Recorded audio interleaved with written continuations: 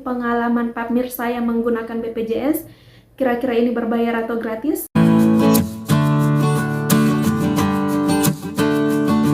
Hai guys, assalamualaikum. Jumpa lagi di channel YouTube saya, Amira Sali. Dan di video kali ini tuh saya bakalan sharing pengalaman pap smear saya menggunakan BPJS. Kira-kira ini berbayar atau gratis? Disimak terus ya videonya. Jadi guys, ini tuh pengalaman kedua saya ya pap smear, karena pap smear yang pertama itu saya lakukan setelah 4 tahun menikah, kalau nggak salah. Kira-kira itu tahun berapa ya? 4 tahun, sekitar tahun 2013, 14, 15, 16, sekitar tahun 2000, kurang lebih 2017 atau 2018 ya. Dan beberapa bulan yang kemarin itu saya melakukan lagi pap smear karena saya mumpung ini gratis kan dari programnya BPJS, kenapa kita tidak manfaatin aja. Makanya waktu itu saya putusin lagi untuk melakukan pap smear ini, supaya sebagai wanita kita juga harus jaga-jaga kan, jangan sampai kita tuh terkena penyakit yang lebih serius lagi, apalagi ini hubungannya dengan alat reproduksinya kita kan. Jadi guys, pap smear ini adalah prosedur pemeriksaan leher rahim atau serviks pada wanita seperti kita-kita. Jadi tujuannya ini tuh untuk mengidentifikasi atau deteksi dini apakah ada sel-sel yang tidak normal di sekitaran leher rahim kita yang disebabkan oleh virus HPV ini. Jadi pap smear ini tuh hanya boleh dilakukan oleh wanita yang usianya itu udah 20 tahun sampai 65 tahun dan sudah menikah serta aktif secara seksual. Jadi buat para perawan-perawan yang ada di luar sana itu belum bisa lakuin pap smear ini, karena prosedur dari pap smear ini kan untuk mendeteksi sekitar leher rahimnya kita, yang dimana nantinya itu akan membuka jalan lahir. Makanya kenapa di perempuan yang belum menikah itu tidak dianjurkan untuk melakukan metode ini.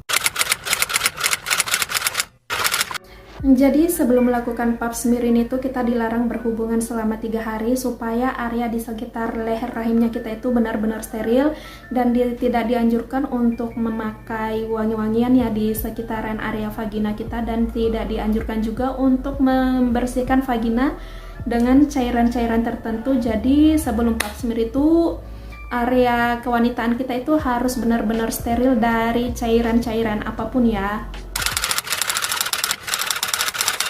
Jadi waktu itu tuh saya pap smearnya di lab Probudia, kemudian di pagi harinya itu saya datang buat daftar, setorin KTP dan kartu BPJS, kemudian dibuatin jadwal kan untuk ketemu dengan dokter ginekologinya. Jadi ini tuh nggak bisa dilakuin oleh sembarangan orang.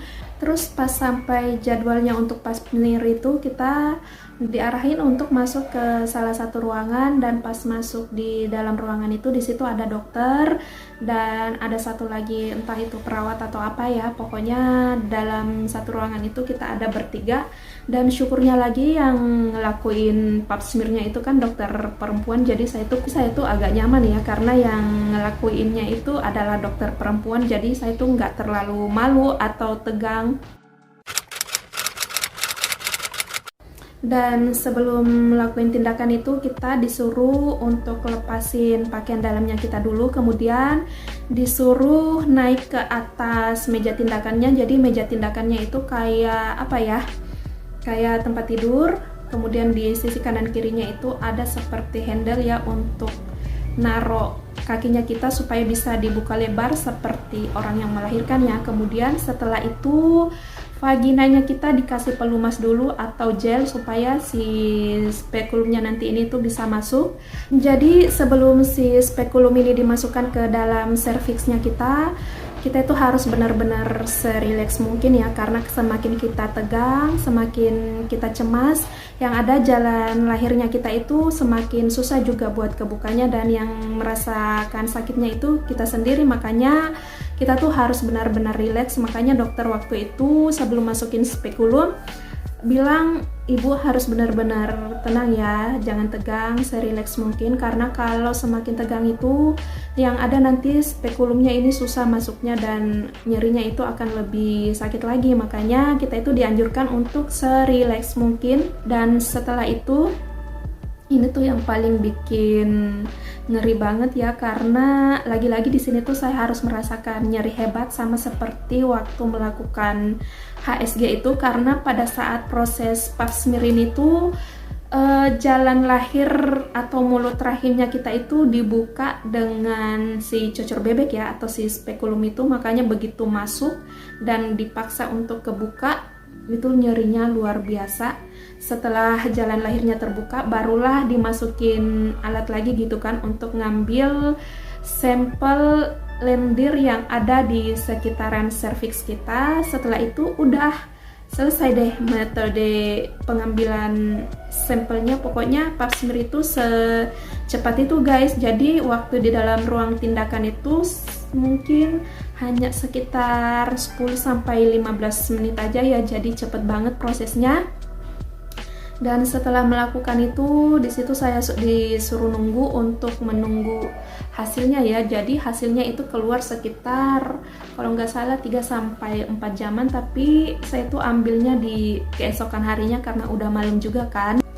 Terus jangan lupa untuk bawa panty liner juga ya, karena setelah spekulumnya dimasukin itu kadang kita ada pendarahan kecil ya, atau bercak-bercak yang keluar gitu, makanya siapin aja pembalut atau panty liner untuk jaga-jaga. Dan pas dapet hasilnya, alhamdulillah di situ kesimpulannya negatif ya, dan sarannya itu harus kembali lagi melakukan pap smear ini secara rutin selama 3 tahun sekali. Jadi buat teman-teman yang ada di luar sana, jangan takut untuk melakukan pap smear ini karena biayanya itu benar-benar gratis, ditanggung BPJS. Jadi buat teman-teman yang udah aktif secara seksual dan belum pernah melakukan tes pap smear ini, ayo periksakan diri kalian, jangan sampai kita itu tuh kena penyakit yang tidak kita harapkan ya. Jadi pengalaman pap smear-nya saya kayak gitu ya, jadi prosesnya itu cepet banget dan tidak semenegangkan waktu tes HSG. Jadi buat teman-teman yang akan melakukan pap smear, ayo lakukan aja, jangan takut, ini demi kebaikannya kita, karena ini sebagai apa ya, untuk jaga-jaga aja, jangan sampai kita mengalami hal-hal yang tidak kita inginkan. Dan jangan lupa manfaatin BPJS kalian selagi ada program yang gratis, ayo kita manfaatkan program itu. Dan sekian dulu cerita saya kali ini, sampai jumpa di cerita selanjutnya. Assalamualaikum dan bye-bye.